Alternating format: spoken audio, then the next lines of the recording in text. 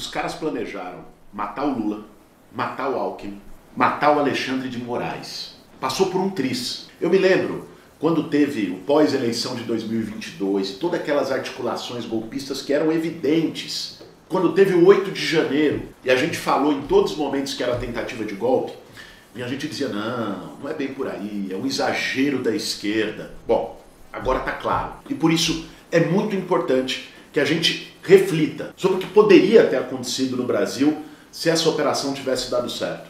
Mas também sobre o que a gente precisa fazer daqui para frente para que um risco golpista como esse, que a gente passou tão perto, não aconteça mais. E esse vai ser o tema de hoje do nosso Café com Bolso. E aí, tem tempo para um cafezinho?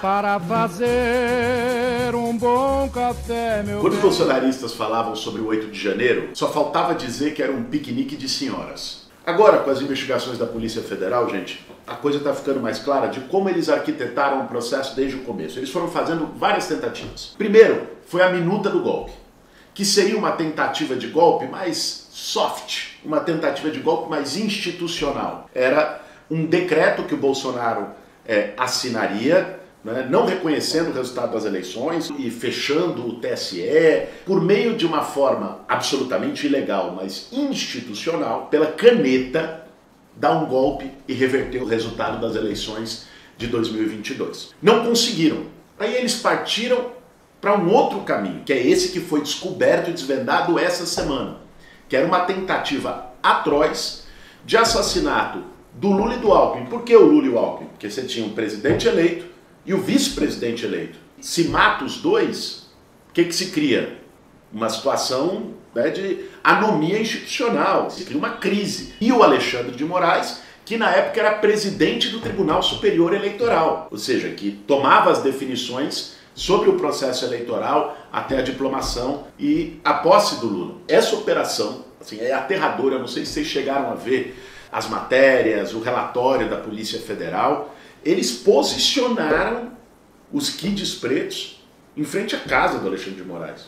O plano não era uma declaração de intenções, como o Flávio Bolsonaro disse no Senado. Era um plano estabelecido, com começo, meio e fim, com método. Estava tudo ali. E foi impresso de dentro do Palácio do Planalto, liderado pelo Braga Neto, que era o vice do Bolsonaro, que tinha sido ministro da Casa Civil e da Defesa do Bolsonaro. Se o Braga Neto fez isso, com todo o time que estava no entorno, dentro do Palácio do Planalto, alguém acredita que o Bolsonaro não sabia?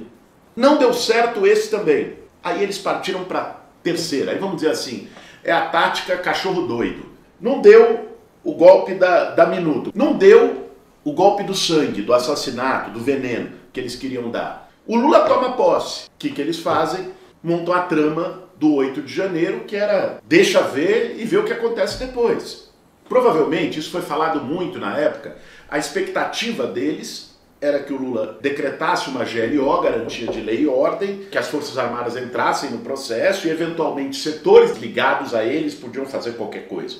Tudo ali foi planejado, foi calculado, por fatores que a gente ainda não conhece inteiramente. Por uma sorte da história, isso não aconteceu. Vocês conseguem imaginar se tivesse acontecido? Se um plano desse tivesse sido executado? Como é que a gente estaria hoje, aqui, vivendo uma ditadura no Brasil? Pois é, quem imaginou, mais de 30 anos, 40 anos quase depois da redemocratização do país, a gente ter o risco de um governo não eleito pelo voto se estabelecendo? Há menos de 2 anos a gente passou muito perto. A gente precisa tirar uma lição disso. Quando a gente fala de punição aos golpistas, a bandeira contra a anistia, tem gente que confunde com vingança.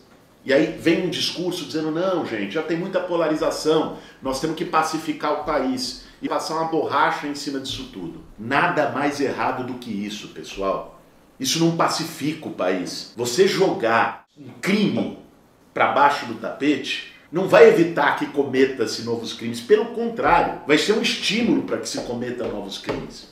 Ao longo da história, quando se tem uma ferida, um trauma histórico muito grande, se um país, uma nação, não acerta contas com o seu passado, o resultado é que esse passado volta e se repete.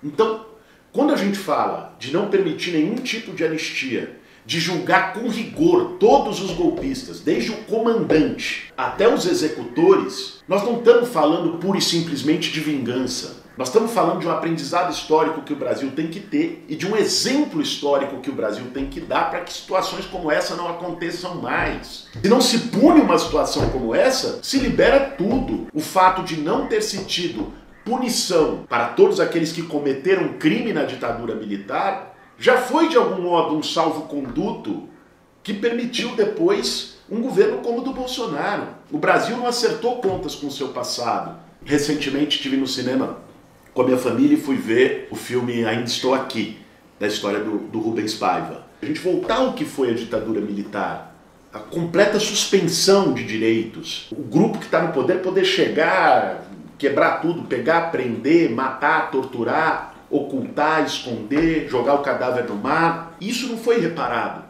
Quando isso não é reparado, fica-se essa cultura da violência, essa cultura do autoritarismo, ela continua permeando a sociedade. Por isso nós não podemos fazer a anistia 2.0. A gente não pode perder a oportunidade histórica que o Brasil está tendo hoje de acertar as contas, dessa vez com um passado bem recente. E de dar um exemplo para dizer, não se aceita mais que se ultrapasse uma linha vermelha. Isso é decisivo, não para o julgamento do Bolsonaro, isso é decisivo para o futuro do nosso país. Se a gente quer construir uma cultura democrática, duradoura, consistente no Brasil, a gente precisa disso. A gente precisa enfrentar com todas as forças as tentativas de anistia e cobrar de maneira pública e garantir que haja punição para todos os golpistas, independente de quem seja.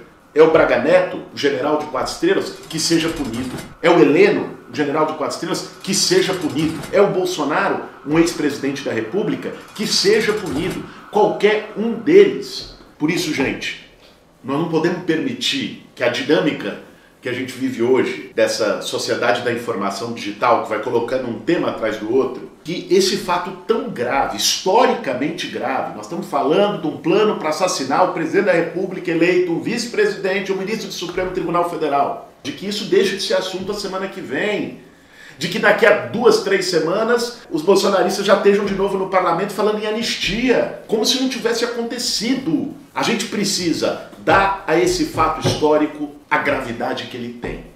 Isso significa todos nós ficarmos vigilantes, nos colocarmos e cobrarmos de todas as formas possíveis para que haja uma investigação rápida, justa e rigorosa. Mais uma vez, isso não é vingança, isso é proteção democrática para o nosso futuro. Esse foi mais um Café com Bolos. Se inscreve, ativa o sininho para poder ver todos os nossos vídeos por aqui. Café, meu bem, como se faz?